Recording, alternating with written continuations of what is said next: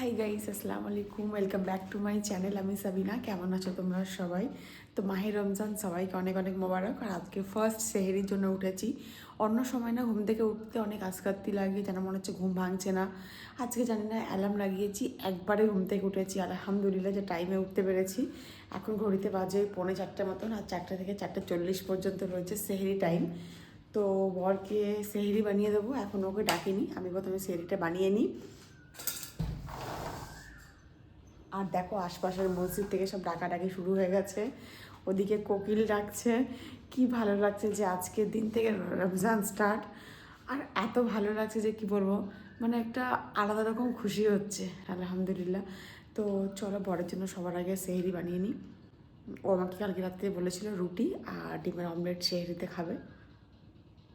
তো এখন তোকে ডাকিনি, সবার আগে বানিয়ে নিই। আল্লাহ পাক এই দিনটা জীবনে দিয়েছে দ্বিতীয়বার, কারণ কি বছরে একবার রোজা আসে। রোজাতে সবাই অনেক আনন্দ করো। চলো বরের জন্য সেহরিটা বানিয়ে নিই, তারপরে ভিডিওতে ফিরে আসছি। ওদিকে আমার সেহরিটা রেডি করে রেখেছি, আর বরকে এখন ডাকতে যাচ্ছি। চলো ডাকি। কি বলছি? কি গো, কি গো, ওই কি গো, ওঠো, সেহরি টাইম হয়ে গেছে। ওঠো ওঠো ওঠো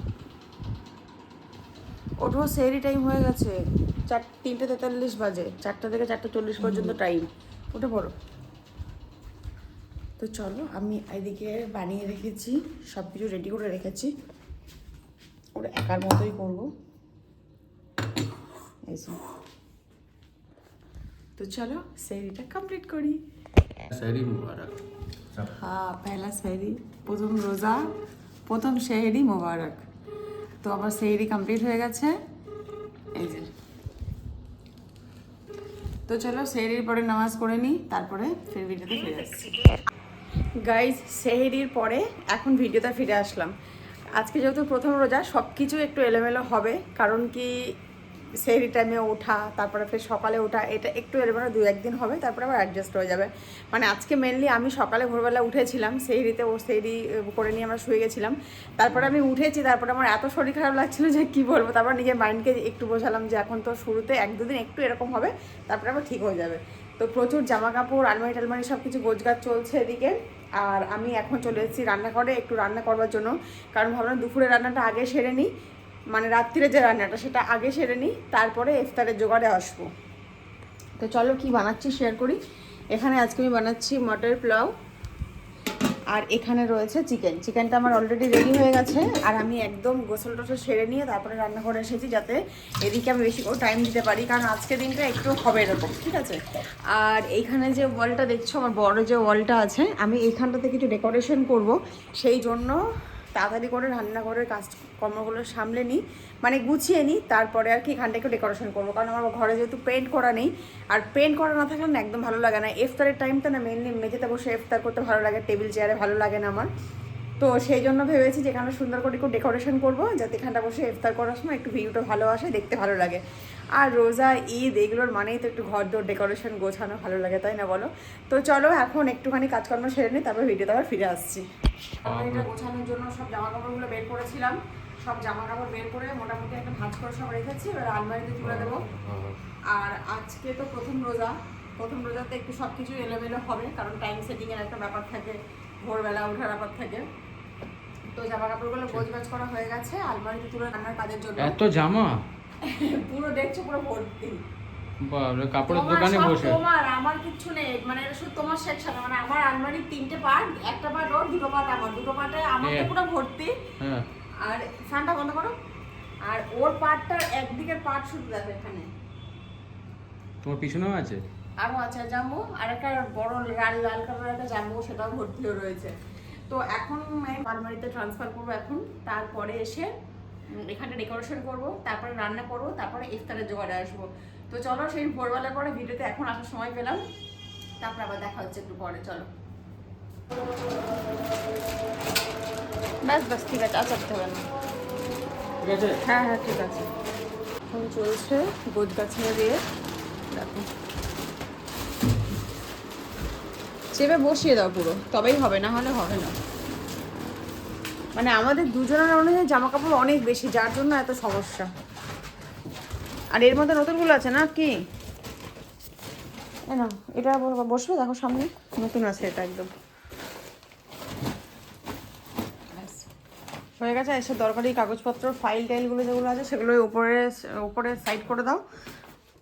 হ্যাঁ, আর এইগুলো ওই সামনে দিয়ে দাও। তো চলো তুমি এখানে করো, আমি তো রান্নাঘরে যাচ্ছি, ঠিক আছে? তো এদিকের কাজ কমপ্লিট হয়ে গেছে, চলো এবারে রান্নাঘরে নয়, এখন ডেকোরেশনের কাজে যাচ্ছি। তো এখানটা এগুলো সব সরাবো, সবার আগে এদিকে রাখবো। আর এখানে কিছু নেট আছে, নেটগুলো দিয়ে কাজ করবো। আর একটা টিস্যু পেপার আনিয়েছি, যেটা রোজার সময় কাজে লাগবে। তো টিস্যু পেপার আনিয়েছি। এটা হচ্ছে কাস্টার্ড পাউডার। যদিও আজকে ফুড কাস্টার্ড বানাবো না, কারণ আজকে অন্য কিছু বানাবো, তো পরে একদিন বানাবো ফুড কাস্টার্ড। তো চলো এখানে ইন্তজাম করি, তার ভিডিওতে ফিরে আসছি।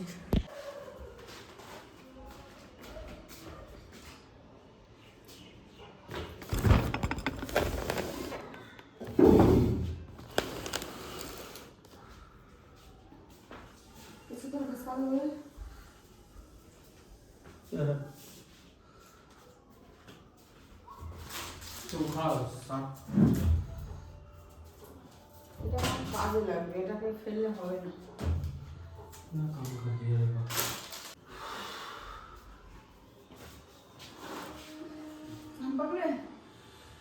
पानी ना पानी पानी करना बस पानी पानी में नंबर तो है केमिकल से यहाँ पर। छत्ती साफ कर देंगे सब।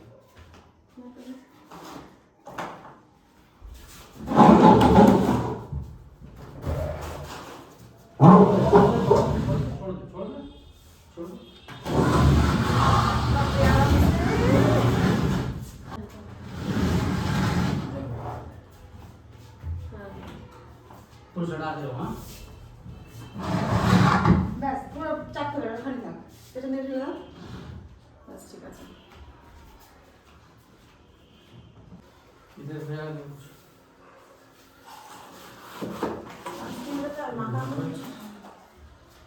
साफ कर देंगे। बस ঠিক আছে, ছেড়ে দাও।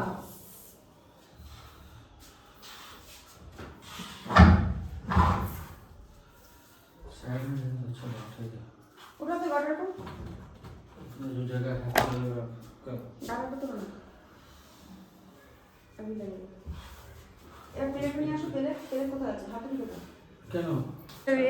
হ্যাঁ হ্যাঁ হ্যাঁ মারো না না, পেরেকের ওইটা উপর দিকে থাকবে, এটা যাতে আমি গাটার গলাতে পারি। হ্যাঁ ঠিক আছে, ওরকম মারলে অসুবিধা নেই, মারো। এরকম? হ্যাঁ হ্যাঁ মারো, ঠিক আছে। হ্যাঁ হ্যাঁ, হাত সাবধানে।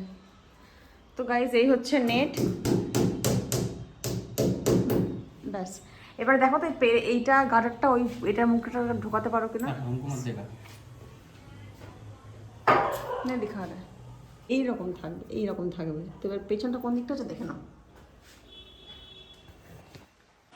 হ্যাঁ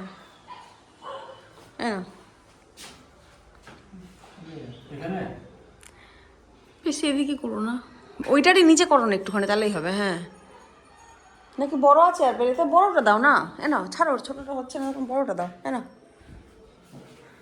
গাড়াটা এটার মধ্যে ঢুকিয়ে নাও, এটার মধ্যে ঢুকিয়ে নাও, সাদাটার মধ্যে। হ্যাঁ হ্যাঁ ব্যাস এবার হ্যাঁ হ্যাঁ হ্যাঁ চেপে দাও।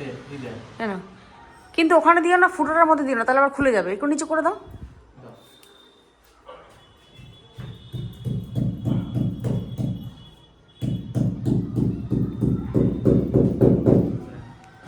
ব্যাস হ্যাঁ।